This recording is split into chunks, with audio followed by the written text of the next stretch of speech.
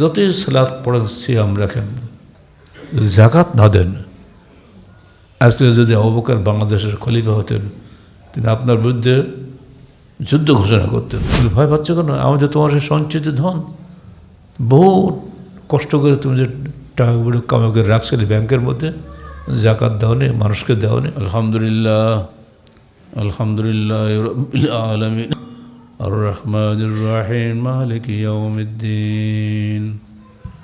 يا أيها الذين آمنوا اتقوا الله حق تقاته ولا تموتن إلا وأنتم مسلمون.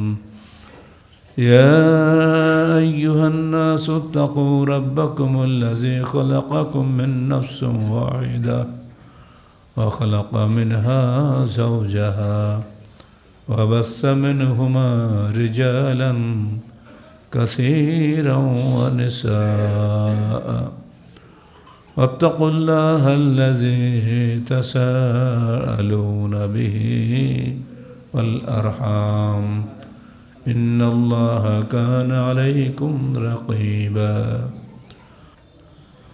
يا أيها الذين آمنوا اتقوا الله وقولوا قولا سديدا يصلح لكم أعمالكم ويغفر لكم ذنوبكم ومن يطع الله ورسوله فقد فاز فوزا عظيما. فقد قال الله تعالى في الكلام المجيد: فأعوذ بالله السميع العليم من الشيطان الرجيم. بسم الله الرحمن الرحيم. وأقيموا الصلاة وآتوا الزكاة وأقرضوا الله قرضا حسنا وما تقدموا لأنفسكم من خير تجدوه عند الله هو خيرا وأعظم أجرا واستغفروا الله إن الله غفور رحيم. সূরা মুজাম্মিল মক্কি 20 আয়াত।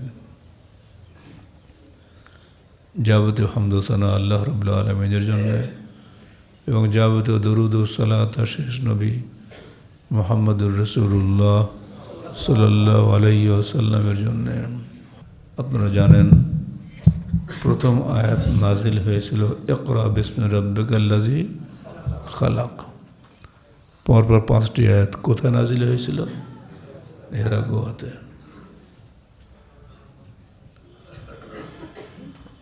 এর মাত্র 4-5 দিন পরেই নাজিল হয়েছিল ইয়া আইয়ুহাল মুদ্দাসসির কুম ফাআনদির ওয়া সিয়াবাকা ফাতাহহির।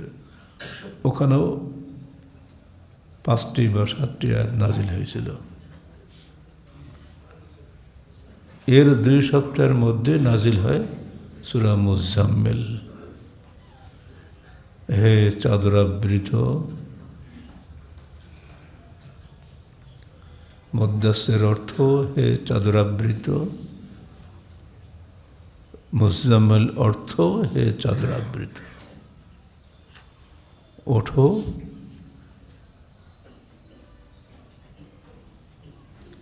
রাত্রি জাগরণ করো, কিছু অংশ ব্যতীত,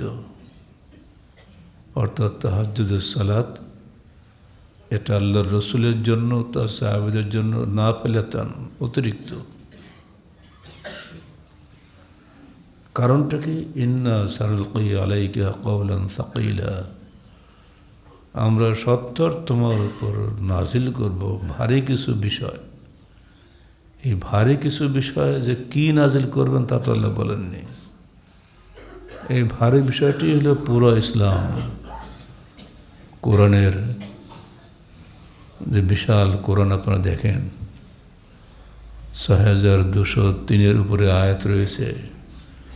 সমস্ত আয়াতগুলি নাজিল হয়েছে একের পর এক দীর্ঘ 23টা বছর ধরে এই ভারী কিছু বিষয় নাজিল হয়েছে। আর বিদায় হজের দিন আরাফার ময়দানে শুক্রবারে মাগরিবের আগে নাজিল হয়ে গেল, আল ইয়াওমা আকমালতু লাকুম দীনাকুম ওয়া আতমামতু আলাইকুম নি'মাতি ওয়া রাদিতু লাকুমুল ইসলাম দীনা। আজকে আমি তোমাদের জন্য তোমাদের দিনকে পরিপূর্ণ করে দিলাম এবং তোমাদের উপরে আমার নিয়ামতকে সম্পূর্ণ করে দিলাম এবং তোমাদের জন্য ইসলামকে দিন হিসাবে আমি মনোনীত করলাম।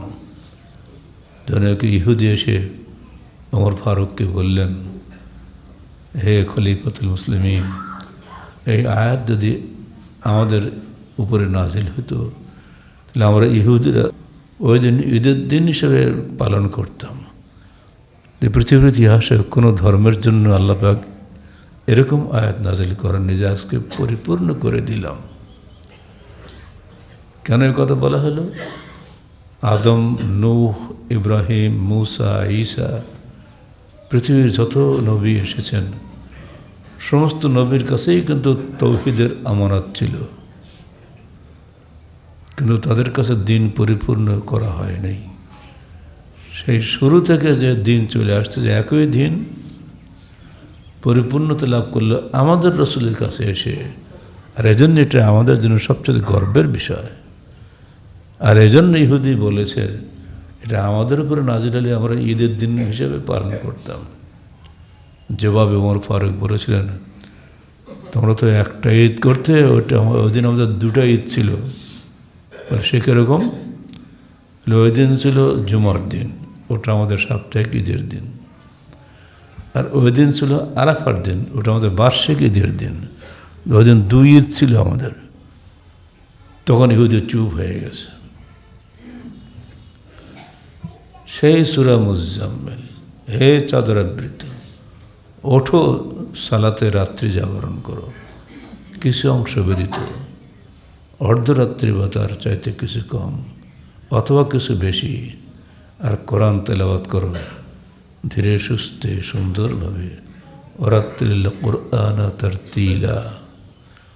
হাফেজ সাহেবরা সাবধান, যত দ্রুত খতম তরাই পড়া যায় তত দ্রুত আর এক জায়গায় যাওয়া যাবে। দুই জায়গাতে দুই অ্যামাউন্ট হেভি পাওয়া যাবে। ধনী লোকরা এমনি করে হাফেজ ডাকে, মনে করে এক খতম কোরআন পড়লাম, এক খতম নাকি পেয়ে গেলাম। এত সহজ নয়। কোরআন পড়ারও একটা নিয়ম আছে। সেই নিয়ম আল্লাহ পাক পরিষ্কার বলে দিয়েছেন, ওরাত্তিল কুরআন তারতিলা, ধীরে সুস্থে কোরআন তেলাওয়াত করো যে মানুষ বুঝতে পারে। আব্দুল্লাহ ইবনে আমর ইবনে আস বললেন যে আমি কোরআন আরও বেশি পড়তে পারি। আল্লাহ রসুল বললেন, মাসে একবার খতম করো। না, এক মাস, তার 15 দিনই করো না, তাও হবে না। 7 দিনই করো, তাও না, আমি আরও দ্রুত পড়ব। বললেন 3 দিনের কমে আর তোমার অনুমতি দেওয়া হবে না, কারণ 3 দিনের কমে যদি তুমি শেষ করো কোরআন, তা তুমি কিছুই বুঝবে না যে তুমি কী পড়ছো। অতএব সর্বনিম্ন 3 দিনের মধ্যে আপনি কোরআন শেষ করতে পারেন। বেশি কোরআন তেলাওয়াতের যে নেকি তা তো শুনলেনি। দিনে রাতে যখনই ফাঁক পাবেন তখনই কোরআন নিয়ে বসবেন। আপনার টেবিলে যেন অলওয়েজ কোরআন থাকে। রমজান মাসটা কোরআন আমাকে সাফাত করবে। কোরআন এবং সিয়াম মুমিনের জন্য সাফাত করবে। অতএব সুযোগ পেলে কোরআন নিয়ে বসবেন।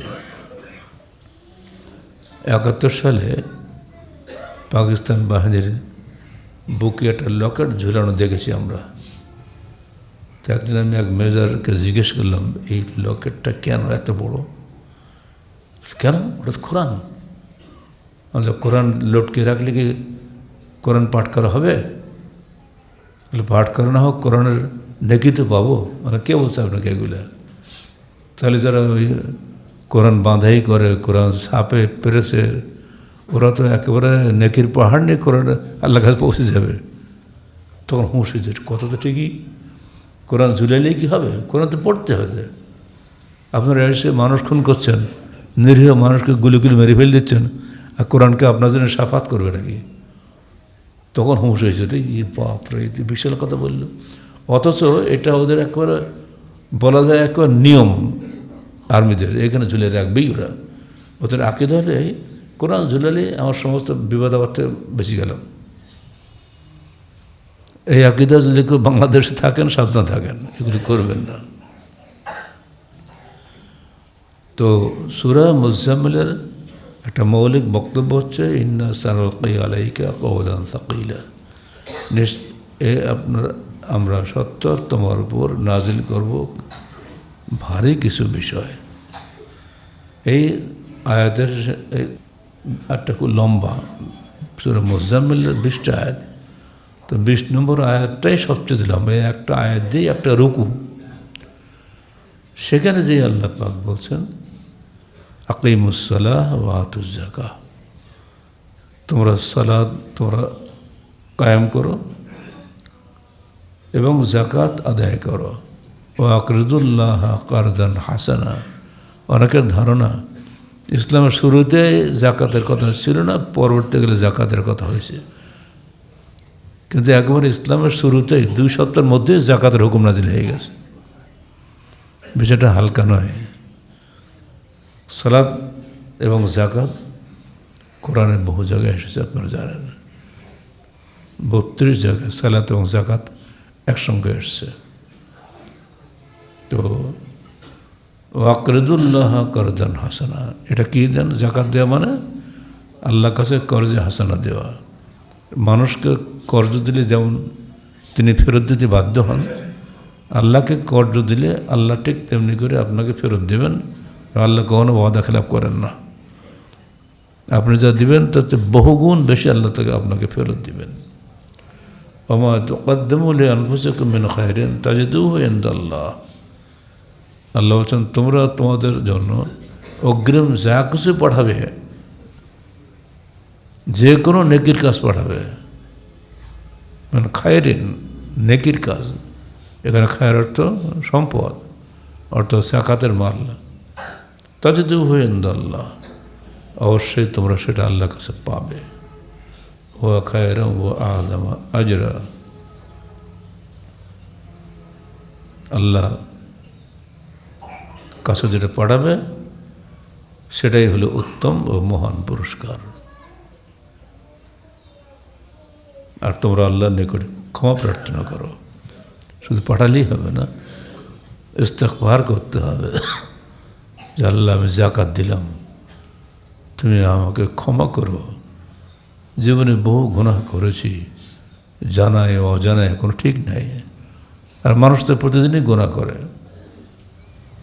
রাগের মাথায় অনেক কথা বলে ফেলি, ইচ্ছার বিরুদ্ধে অনেক কাজ করে ফেলি, এটা মানুষের সাধারণ নিয়ম। আর সেজন্য গুনাহে সগীরা গুনাহে কবিরা হতেই আছে আমাদের। আশা করুন আল্লাহ পাক বলছেন তোমরা আল্লাহকে কর্জ দাও, শর্ত হলো ইস্তেগফার করতে হবে, আল্লাহর কাছে ক্ষমা প্রার্থনা করতে হবে, কারণ নিশ্চয়ই আল্লাহ ক্ষমাশীল ও দয়াবান। এমন তো আপনারা চিনছেন, এখন যুদ্ধ হচ্ছে, হতি আর কি যেন যুদ্ধ লেগেই আছে। এই এমন একসময় অত্যন্ত শস্য শ্যামল দেশ ছিল, সেখানে ইসলামের দাওয়াত দিয়ে মুআজ বিন জাবালকে রাসূলুল্লাহ সাল্লাল্লাহু আলাইহি সাল্লাম প্রেরণ করলেন। মুআজ বিন জাবাল মাত্র 34 বছর বয়সে মারা গেছেন। তার মধ্যে এত গুণ ছিল, এত যোগ্যতা ছিল, ওমর ফারুক বলেছিলেন, হে আরবের মেয়েরা, তোমরা কি মুআজের মতো সন্তান জন্ম দিতে পারো না? তার গুণমুগ্ধ ছিলেন ওমর ফারুকের মতো মানুষ। এই জন্য আল্লাহ রসুল বাছাই করে ইয়ং ম্যানকে পাঠিয়েছিলেন। অর্থাৎ আল্লাহ রসুল যখন পাঠিয়েছেন মুআজের বয়স তখন 30ও হয়নি, 20-25 বছর বয়স। ওটুক ছেলেকে তিনি এমন পাঠালেন ইসলামের দাওয়াত দিয়ে। কি বলে পাঠালেন? এবং যখন পাঠাচ্ছেন আপনি বিস্মিত হবেন। এমন পাঠানোর সময় মসজিদে নববীতে আল্লাহ রসুল তাকে এগিয়ে দেওয়ার জন্য এসছেন। উটের পিঠে বসে আছে এই ছোট্ট ছেলে মুআজ বিন জাবাল, আর নিচে দাঁড়িয়ে আছেন প্রিয় নবী মুহাম্মদ রাসূলুল্লাহ সাল্লাল্লাহু আলাইহি ওয়াসাল্লাম। বিচারে খেয়াল করবেন কে কোথায়, উস্তাদ নিচে, শিষ্য উপরে। ইসলামে এই কোনো ভেদাভেদ নাই। কি চমৎকার সাম্যের নিদর্শন, বিশ্বকে চমকিত করে দিবে। তো বলছেন, হে মুআজ, তুমি যখন ওখান থেকে ঘুরে আসবে তখন হয়তো আমাকে আর দেখবে না। আমি তোমাকে বিদায় দিচ্ছি যে এই কথাগুলো বলে, এগুলো বলে তাদেরকে দাওয়াত দিয়ে আসো। মুআজ কাঁদতে কাঁদতে শুনলেন।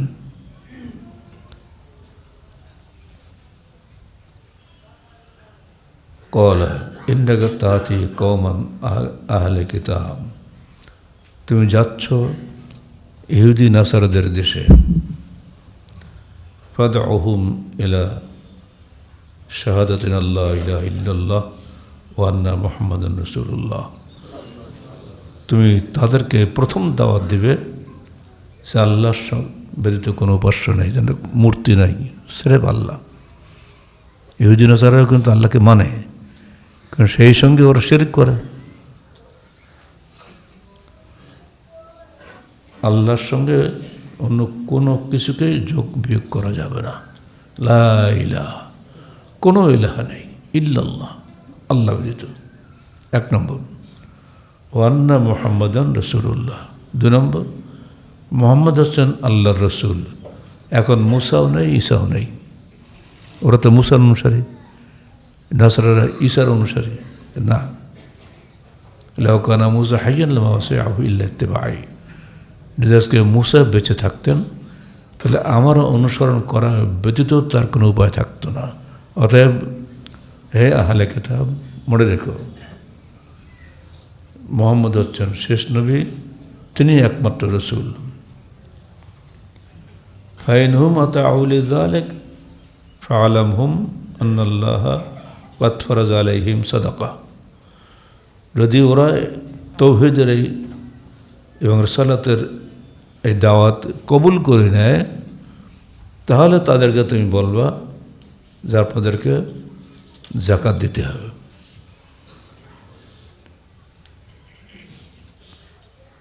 যাকাত দেওয়া কঠিন ব্যাপার, একটা অংশ খসে যাবে। এটা বোঝা গেল শুধু তাওহীদ এবং রিসালাতের দাওয়াতই যথেষ্ট নয়। ইহুদিরা যদি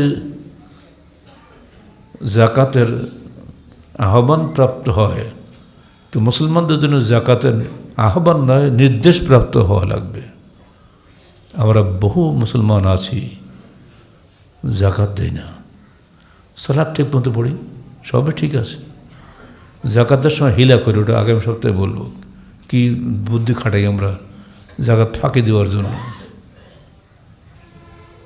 ফিকহের কিতাবে লেখা আছে কীভাবে ফাঁকি দিবেন, এজন্য একটা আলাদা অধ্যায় রচনা করা আছে ফিকহের কিতাবে। কী বুদ্ধি করে ফাঁকি দিলে আপনি আল্লাহকে ধরা খাবেন না, এসব শেখানো হয়, এগুলো ক্লাসে পড়ানো হয়। দুর্ভাগ্য মুসলিম উম্মার, তারা এইসব হাদিসগুলো খেয়াল করেননি অথবা অপব্যাখ্যা করেছেন বা দুরুতম ব্যাখ্যা করেছেন। এটা নতুন জায়গায় ইহুদি নাসারাদের এলাকায় দাওয়াত পড়ানো হচ্ছে। প্রথমে বলা হচ্ছে তোমরা তাওহীদের স্বীকৃতি দাও, 2 নম্বরে রিসালাতের স্বীকৃতি, 3 নম্বরে যাকাত দাও। এই ঝাঁথা ব্যবহার মনে করেন নাকি?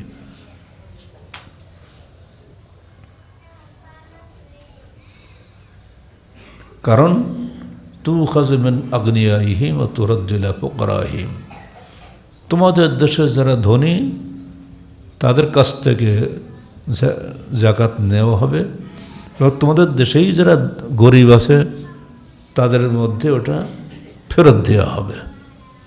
এই শর্তে যদি তারা রাজি হয় তাহলে তুমি তাদের ইসলাম কবুল করে নিও, আর নইলে ওদের বিরুদ্ধে যুদ্ধ করতে হবে।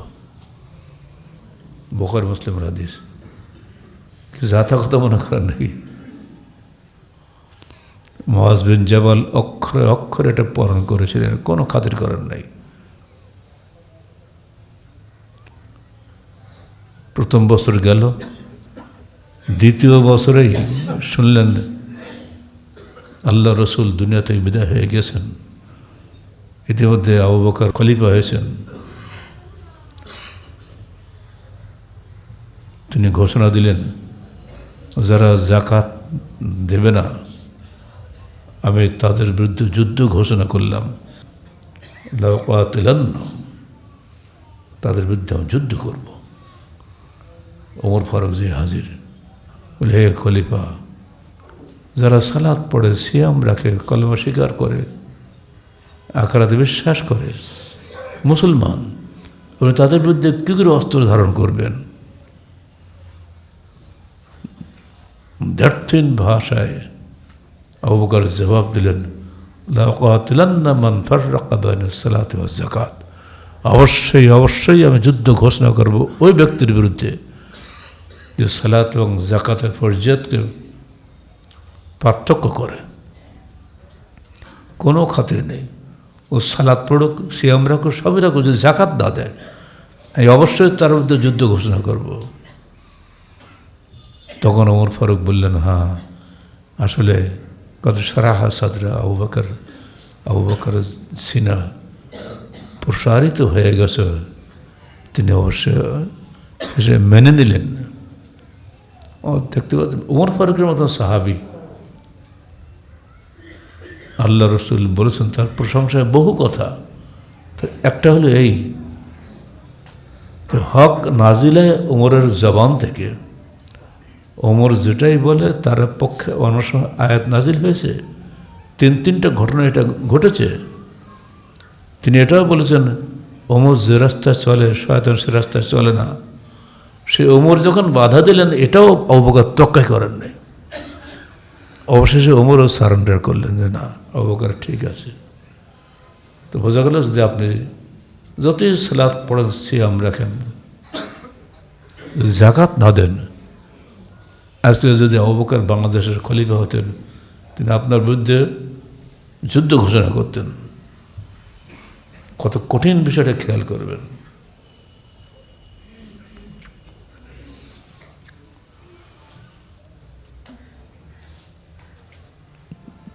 عن أبي هريرة رضي الله عنه قال قال رسول الله صلى الله عليه وسلم ما من صاحب ذهب ولا فضة لا يؤدي منها حقها إلا إذا كان يوم القيامة صفي له صفائح من نار ويحمي عليها من نار جهنم ويكوى بها جنبه وجبينه وجهره كلما ردت أعيدت له في يوم كان مقداره 50,000 سنة حتى يقضي بين العباد فيرى سبيله إما في الجنة وإما في النار متفق عليه।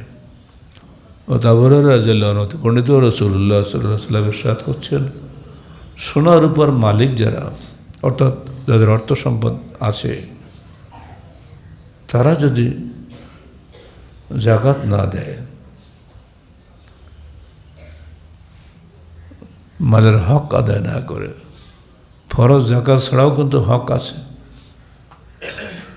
আলী হাক্কুন সিওয়া যাকাত অন্য হাদিসে এসেছে। আমাদের ধারণা বছরে একবার যাকাত দিলে মালের হক আদায় হয়ে গেল, না, মালের হক সবসময়। যে আপনার মসজিদে এসছেন, মনে কেউ খালি হাতে ফেরেন না, আল্লাহর কোটো যখন আপনার সামনে যায়, আমার তো মনে হয় খালি হাতে কেউ ফিটান না। 10 টাকা 5 টাকা 20 টাকা 100 টাকা দিচ্ছেন আপনার সবসময়, এটা কি সাদাকা হচ্ছে না? এটা ওই হিসাবের যাকাতের বাইরে এগুলা। আপনি এখানে বেরোচ্ছেন, রাস্তায় ফকির মিসকিন বসে আছে, আপনি টাকা না দিয়ে যেতে পারেন? আপনার বিবেকে বাঁধে না যে আল্লাহ আমাকে তৌফিক দিয়েছেন, আমাকে ভিক্ষা করতে হচ্ছে না, সে আমারই একটা ভাই ওখানে বসে আছে বা পড়ে আছে বা খোড়া ল্যাংড়া ইত্যাদি অন্ধ আছে না রে, রাস্তায় দিয়ে দেখা কী অবস্থা। ওদের দিকে একবার তাকালে মনের মধ্যে ধাক্কা লাগে না? ওই অবস্থা তো আমার হতে পারত। যার মধ্যে বিবেক আছে ওদেরকে না দিয়ে কেউ যেতেই পারবে না। এই যে আপনি দেখছেন, এটা কিন্তু আপনার মূল জাকাতের অংশ নয়, এটা ফরজ জাকাতের বাইরে। ফরজ জাকাতের বাইরেও আপনার জন্য সবসময় সাদাকা দিতেই হচ্ছে। সাদাকা, জাকাত অর্থ পবিত্রতা, মাল পবিত্র হচ্ছে। সাদাকা হচ্ছে সত্যতা। আপনি যে মাল দিচ্ছেন আল্লাহর রাস্তায়, এটা আপনার জন্য আল্লাহর কাছে যে নেকি লেখা হচ্ছে, এটা সত্য প্রমাণিত হচ্ছে সাদাকার মাধ্যমে। সাদাকা মানেই হচ্ছে সত্যতা।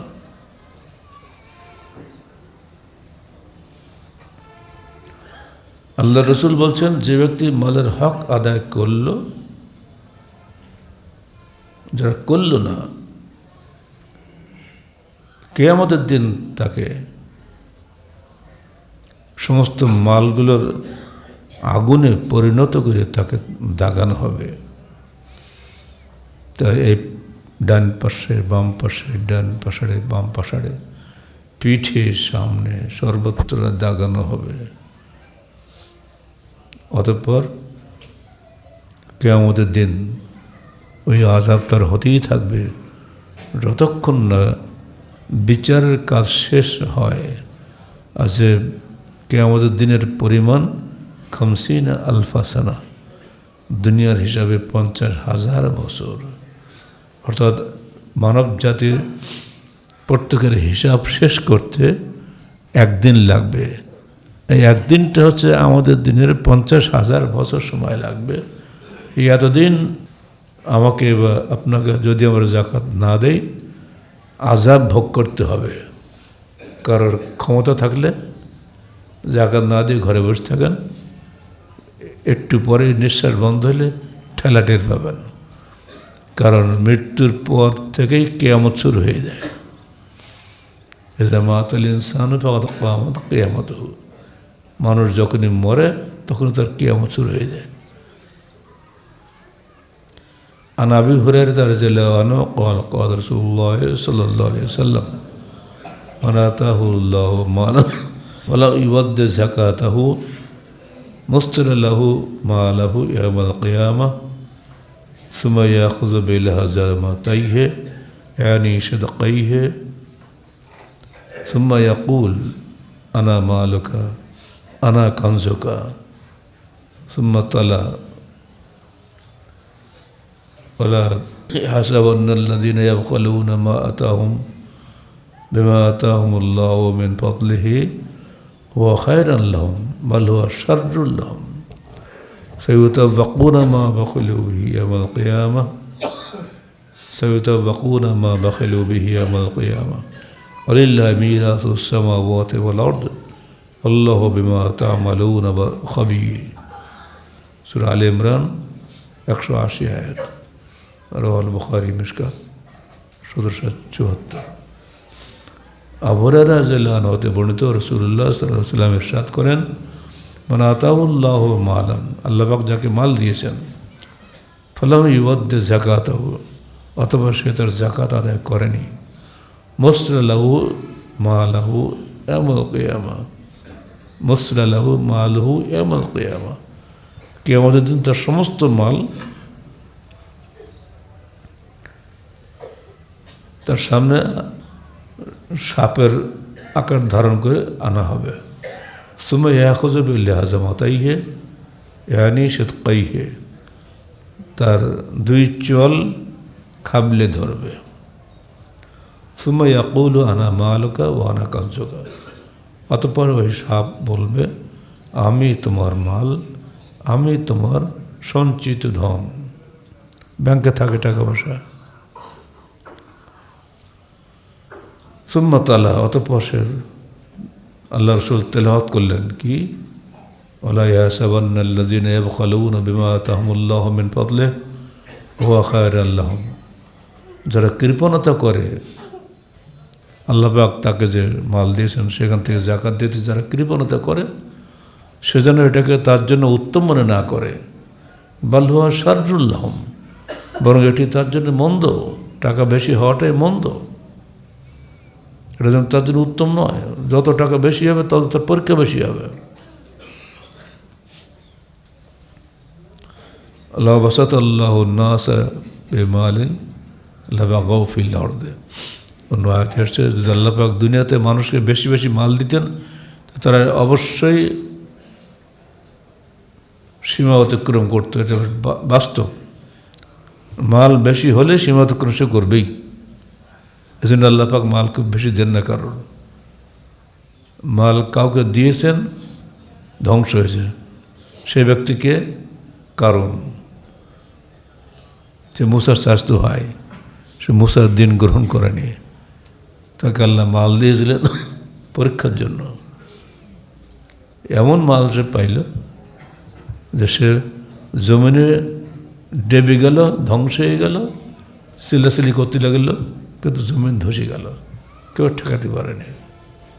এজন্য আল্লাহ পাক কোরআনে তার আলোচনা করেছেন, ওয়ালিল্লাহি মিরাসুস সামাওয়াতি ওয়াল আরদ। আল্লাহ বলছেন সায়ুতাওয়াক্কুনা মা বাখিলু বিহি ইয়াওমাল কিয়ামাহ, তার সমস্ত মাল কিয়ামতের দিন তাকে বেড়িবদ্ধ করা হবে, গলায় পেঁচিয়ে ধরবে, ঠেলা সামলা। যখন কবরে ঢুকবে তখন মন্দ চরিত্রের, কুৎসিত চরিত্রের একটা কালো কিম্ভূত কিমাকার এসে তার সামনে দাঁড়াবে। তখন আমরা বলবো, তুমি কে? তোমার দেখে তো ভয় পাচ্ছি আমি। তুমি ভয় পাচ্ছ কেন? আমি যে তোমার সে সঞ্চিত ধন, বহু কষ্ট করে তুমি যে টাকাগুলো কামাই করে রাখছিলে ব্যাংকের মধ্যে, জাকাত দেওয়া নেই, মানুষকে দেওয়া নেই, আমাদের সেই অন্য কিছু না। ঠিক আর একজন মানুষ কবরেজ গিয়ে সুন্দর চেহারার আর একজন তার সামনে এসে হাজির হবে। তখন মাইয়েত বলবে, তুমি কে? তোর চেহারা তো খুবই সুন্দর। বলে, হ্যাঁ আমি তোমার সাথী, আমি তোমার মাল। দুনিয়াতে তুমি মালের সঠিক ব্যয় করেছিলে, আল্লাহর পথে ব্যয় করেছিলে, আল্লাহর হুকুমে আমি তোমার সেই মাল, অন্য কিছু না। দুই ধন মানুষের দুই রকম সাথী কি আমাদের এর কবর গেলে আমাদের সামনে আসবে। আল্লাহ বলছেন ওয়ালিল্লাহি মিরাসুস সামাওয়াতি ওয়াল আরদ, আসমান জমিনের সমস্ত ধন সম্পদ আল্লাহর। আল্লাহ বিমা তা'মালুনা খাবীর, আর তোমরা যে কি করো না করো সব কিছু আল্লাহ খবর রাখেন।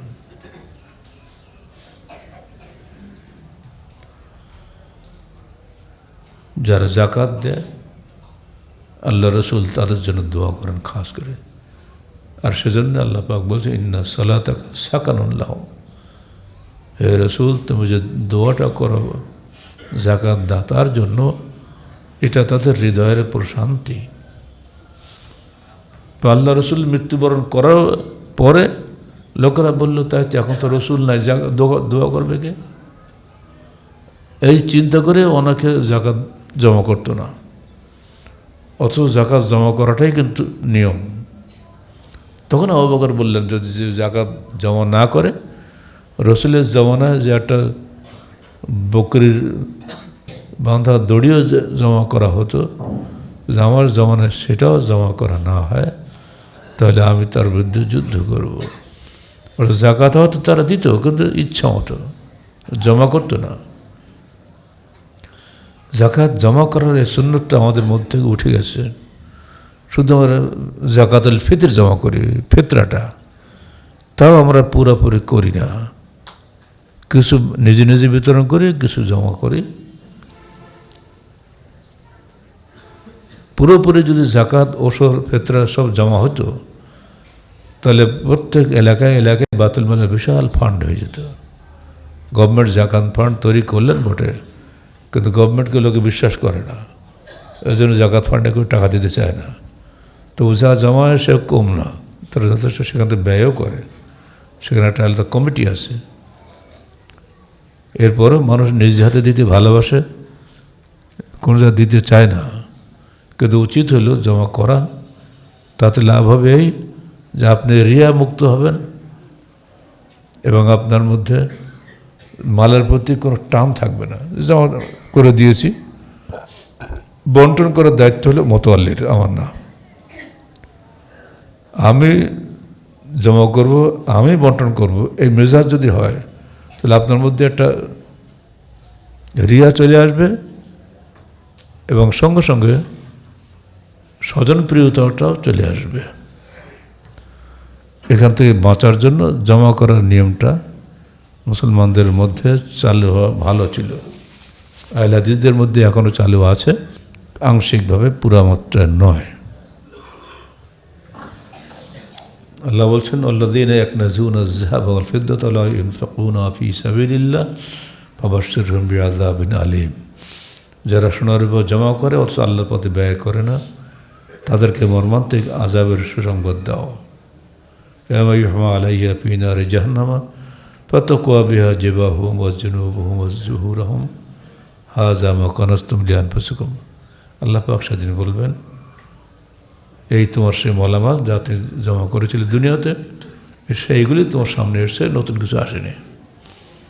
কোরআনে এসছে একথা, হাদিসের ঠিক একথাই এসছে। সূরা তাওবা 34 আয়াত। যখন আপনার কাছে মাল 2 বছর থাকবে তখনই আপনি যাকাত দিবেন। আর ইবনে উমর মান ইস্তাফাদা মালান ফালা যাকাত আলাইহি হাত্তা ইয়াহুল আলাইহিল হাউল, রাওয়াহু তিরমিজি। 2 বছর না পর্যন্ত আপনি যাকাত দেবেন না। 2 বছর যাতে ক্রস না করে, এজন্য অনেক হিলা বাহানা করা হয়, বুদ্ধিশুদ্ধি খাটানো হয়। আল্লাহ কিন্তু বিমা তা'মালুন খাবীর, আমরা কী করি আল্লাহ সব খবর রাখে।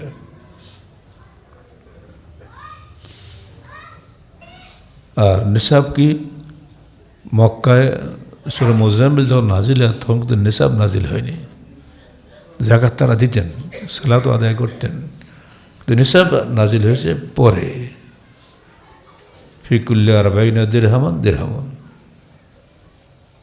40 দিরহামে 1 দিরহাম। অর্থাৎ আপনি যা সঞ্চয় করবেন পুরা মালের 40 ভাগের 1 ভাগ আপনি যাকাত দিবেন। আমরা সহজ বাংলায় বুঝি, শতকরা 2.5 টাকা। 30টি গরু যদি থাকে আপনি 1টা বাছুর দিবেন। 40টি ছাগল যদি থাকে 1টা মুসান্না ছাগল দিবেন। মানে দাঁত ভেঙে নতুন দাঁত ওঠে না, একে মুসান্না বলা হয়। 30টিতে 1টা বাছুর, 40টি ছাগলে 1টা মুসান্না। অনেকের আছে এগুলা। অলঙ্কারের যাকাত, অনেকে ফতোয়া দেন মহিলাদের অলঙ্কারের যাকাত দিতে হবে না, ভুল ফতোয়া। আর জানাব ইমরাত আব্দুল্লাহ ইবনে মাসউদ قال قال رسول الله صلى الله عليه وسلم يا معشر النساء تصدقنا على من وليكن।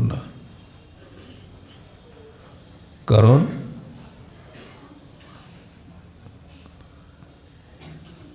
রাআইতু আকসারা আহলিন নার ইয়াউমাল কিয়ামাহ মিনকুম, কিয়ামতের দিন অধিকাংশ জাহান্নামী হবে মহিলারা। কারণ অলঙ্কার ব্যবহার করে কারা? মহিলারা করে না। পুরুষের অলঙ্কারের কোনো প্রয়োজন নাই। কোনো কোনো মহিলার এত বেশি বেশি অলঙ্কার আছে কল্পনাই করা যায় না। কোনো ধারণা যে অলঙ্কারে যাকাত লাগে না, তো এই সমস্ত সোনা রূপা এই অলঙ্কারের মধ্যে রেখে দেয় যে অলঙ্কারে যাকাত লাগে না বলে। এই ফতোয়া বাজে একটা চূড়ান্ত ভুল ফতোয়া। এই হাদিসটি আপনি বুঝতে পারবেন। আব্দুল্লাহ ইবনে মাসউদের স্ত্রী জায়নাব আল্লাহ রসুলের কাছে গিয়েছেন, তাকে জিজ্ঞেস করেছেন। তখন আল্লাহ রসুল পরিষ্কার জবাব দিয়েছেন, তোমার যদি অলঙ্কারও হয় তথাপি সেখান থেকে যাকাত দাও। কারণ কিয়ামতের দিন এই অলঙ্কার তোমার ক্ষতির কারণ হবে। আমর ইবনে শুআয়ব নবী আন জাদ্দিহি আন্না ইমরাতানে আতাইয়া নবিয়্যা সাল্লাল্লাহু আলাইহি ওয়াসাল্লাম, 2জন মহিলা আল্লাহ নবীর কাছে আসলেন। তাদের উপরে সাওয়ারান মিন যাহাব, স্বর্ণের কঙ্কন ছিল, আমরা যাকে গোল বালা দেয় না সোনার, এ কঙ্কন বলা হয়। তো তাদেরকে আল্লাহ রসুল জিজ্ঞেস করলেন, সকাল নবী তোমরা কি এর দিয়েছো, কি বলে জাকাত দিয়েছো? তো না। দেখো সেওয়ার নার, তোমার এই কঙ্কন জাহান্নামের কঙ্কন, সাবধান। আর উম্মে সালামা উম্মুল মুমিনিন তিনি বলছেন, আমার বালা ছিল স্বর্ণের দুটা। তো তাকে জিজ্ঞেস করলেন, উনি বললেন, হে আল্লাহ রসুল, এটা কি কানজ হবে, সঞ্চিত ধন হবে? তখন জবাবে আল্লাহ রসুল বললেন, তোমার দিয়ে জাকাত আহা, তুমি কি জাকাত দিয়েছ? না, তুমি জাকাত না দিলে এটাই হলো জাহান্নামের কঙ্কন বালা, আর জাকাত দিলে তুমি মুক্তি পেলে। তো নিজের স্ত্রীকে পর্যন্ত একথা বলে দিয়েছেন, কাউকে খাতির করেননি। আরটা হলো ব্যবসারত সম্পদ, যারা ব্যবসা করে তাদেরকেও জাকাত দিতে হবে হিসাব করে। করোনার সময় ব্যবসা চলেনি, এ বিষয়ে ফতোয়া হলো এই, যখন ব্যবসা চলবে না, আকালের বাজারে মহামারীর সময় যদি হয়, তো যখন ব্যবসা ভালো চলবে তখন হিসাব করে আপনি 1 বছরের হিসাব করে জাকাত দিবেন। পরপর 1, 2, 3 বছর চলে কোনো ব্যবসা নাই, কিন্তু যখন ব্যবসা চলবে ভালো তখন আপনি 3 বছরের জায়গায় 1 বছরের মালের জাকাত দিবেন। আর এমনি তো স্বাভাবিক অবস্থায় কোনো ছাড় নেই। ব্যবসার তো সম্পদ হিসাব করে কত টাকার মাল আপনার ঘরে আছে, এসবগুলি সম্পদ। যেমন ঘরে স্বর্ণ থাকলে যেভাবে জাকাত দিতে হয়, ঠিক ব্যবসায় রত সম্পদেরও আপনি জাকাত দিতে হবে। এই নিয়মগুলো ফলো করে আমাদেরকে জাকাতের বিষয়টা মনে রাখতে হবে। আল্লাহ পাক আমাদেরকে সত্যিকার অর্থে জাকাত দেওয়ার তৌফিক দান করুন। হিসাব করে জাকাত দিবেন। লামসাম কিছু দিলাম জাকাত হয়ে গেলে এটা নিয়ম নয়। এটা যদি না করেন তাহলে আপনার পুরো জাকাতটা ব্যর্থ হয়ে যাবে। আকুলু কাওলি হাযা আস্তাগফিরুল্লাহ লি ওয়া লাকুম ওয়া লিসাইরিল মুসলিমিন। আলহামদুলিল্লাহ নাহমাদুহু ওয়া নাস্তাঈনুহু ওয়া নাস্তাগফিরুহু ওয়া নু'মিনু বিহি ওয়া নাতাওয়াক্কালু আলাইহি ওয়া নাউযু বিল্লাহি মিন শুরুরি আনফুসিনা ওয়া মিন সাইয়্যাতি আ'মালিনা। من يهده الله فلا مضل له ومن يضلل فلا هادي له ونشهد أن لا إله إلا الله وحده لا شريك له ونشهد أن محمدا عبده ورسوله. একটি কথা বলতে ভুলে গেছি, মুআয বিন জাবালকে ইয়ামানে পাঠালে হলো তো, উনি পরে যখন শুনলেন ওমর ফারুক খলিফা হয়েছে, তখন পুরো ইয়ামানের যত জাকাত জমা হয়েছে তার 1/3 মদিনার রাজধানীতে পাঠিয়ে দিলেন। ওমর ফারুক ধমক দিলেন, তোমাকে পাঠানো হয়েছে কি জাকাত আদায় করার জন্য, না তোরাদ দিলে ফাকারাহিম, ওই দেশের গরিবদের মধ্যে বিতরণ করার জন্য তোমাকে পাঠানো হয়েছে, তোমাকে কেন্দ্রে পাঠাতে বলছে কে? তো উনি জবাব দিলেন, আমার এখানে তো ফকির পাচ্ছি না, যা পাচ্ছি দিয়ে দিছি, আর এখন এগুলো এক্সট্রা রয়ে গেছে, এজন্য ফেরত দিলাম। পরের বছর 2/3 ফেরত পাঠাইছে, তারপরের বছর পুরোটাই ফেরত পাঠাইছে। আমার কাছে জাকাত নেওয়ার কোনো লোকই নেই। বলেন সুবহানাল্লাহ। একটা দেশের জাকাত নেওয়ার লোক নাই, কারণটা কি? একটা এই জাকাতের ফলাফল, তো জাকাতটা মুসলমানরা ঠিক মতো দেয়, আর কোনো ট্যাক্সই লাগে না, কিচ্ছু লাগে না, এতেই হয়ে যায়। দূর অতীতে এই বাস্তবতা আপনাদেরকে শুনিয়ে দিলাম। বাংলাদেশ যারা নেতৃত্বে আসছে যাচ্ছে, আর কোনো লাভ নেই, যে ফকির সে ফকিরে থাকছে। আমাদের বগুড়ার আলুওয়ালারা বসে, আরে বাবা তুমি প্রধানমন্ত্রী হলে তো আমার তা থেকে আর আলুর কী হবে, তাই বলো, মানে আলুর দাম নেই, খাবে কি, খরচ ওঠে না। রংপুরে ঠিক একই কথাই বলছে, দেশের দরিদ্রতা দূর করার একমাত্র সবচেয়ে বড় মাধ্যম হচ্ছে যাকাত ঠিকমতো আদায় করা। তার স্পষ্ট দলিল হচ্ছে এটা। আর এ বিষয়ে বিস্তারিত আলোচনা আমরা করে দিচ্ছি আমাদের যাকাত সাদাকা বইটা আছে না, দেখবেন সব পাবেন ওখানে। এর মধ্যে বিস্তারিত আলোচনা আমরা করে দিয়েছি। বর্তমানে প্রশাসনে যারা আসছেন এরা তাদের জন্যও আমাদের উপদেশ, কিছুই যদি না পারেন খালি মুসলমানদের ধর্মীয়ভাবে উদ্বুদ্ধ করেন। এর দেশের 92-93% মুসলমান, তারা যে জাকাতটা দেয় হিন্দুদের টাকা আমাদের লাগবে না, খালি মুসলমানদের জাকাতে মানুষ খেইগুল পাবে না। আল্লাহ পাক আমাদের সবাইকে তৌফিক দান করুন। আলহামদুলিল্লাহ নাহমাদুহু ওয়া নাস্তাঈনুহু ওয়া নাস্তাগফিরুহু ওয়া নু'মিনু বিহি ওয়া নাতাওয়াক্কালু আলাইহি ওয়া নাউযু বিল্লাহি মিন শুরুরি আনফুসিনা ওয়া মিন সাইয়্যাতি আ'মালিনা মান ইয়াহদিহিল্লাহু ফালা মুদিল্লা লাহু ওয়া মান ইউদ্লিল ফালা হাদিয়া লাহু ওয়া নাশহাদু আন লা ইলাহা ইল্লাল্লাহু ওয়াহদাহু লা শারীকা লাহু ওয়া নাশহাদু আন্না মুহাম্মাদান আবদুহু ওয়া রাসূলুহু ইন্নাল্লাহা ওয়া মালাইকাতাহু ইউসাল্লুনা আলান নবী ইয়া আইয়ুহাল্লাযীনা আমানু সাল্লু আলাইহি ওয়া সাল্লিমু তাসলিমা আল্লাহুম্মা সাল্লি আলা মুহাম্মাদ ওয়া আলা আলি মুহাম্মাদ কামা সাল্লাইতা আলা ইব্রাহিম ওয়া আলা আলি ইব্রাহিম ইন্নাকা হামিদুম মাজিদ আল্লাহুম্মা বারিক আলা মুহাম্মাদ ওয়া আলা আলি মুহাম্মাদ কামা বারাকতা আলা ইব্রাহিম ওয়া আলা আলি ইব্রাহিম ইন্নাকা হামিদুম মাজিদ আল্লাহুম্মা আনসুর মান নাসরা দীন মুহাম্মদ সাল্লাল্লাহু আলাইহি ওয়া সাল্লাম ওয়াজআলনা মিনহুম ওয়া খুযুল মান খাযালা দীন মুহাম্মদ সাল্লাল্লাহু আলাইহি ওয়া সাল্লাম ওয়া লা তাজআলনা মিনহুম ইবাদাল্লাহ রাহিমাকুমুল্লাহ ইন্নাল্লাহা ইয়া'মুরুকুম বিল আদলি ওয়াল ইহসান ওয়া ইতা'i যিল কুরবা ওয়া ইয়ানহা আনিল ফাহশাই ওয়াল মুনকারি ওয়াল বাগyi ইয়া'iযুকুম লা'আল্লাকুম তাযাক্কারুন। যাকাতের বাইরেও যে দান আছে সেই দান থেকে মসজিদটা করে দেওয়ার চেষ্টা করেন। বুঝতে পারছেন তো? মসজিদ আপনাদের দিকে তাকিয়ে আছেন, এটা আমাদের সম্পদ, আমরাই সালাত পড়বো, আমাদের মা বোনরা সালাত পড়বে, খেয়াল রাখেন।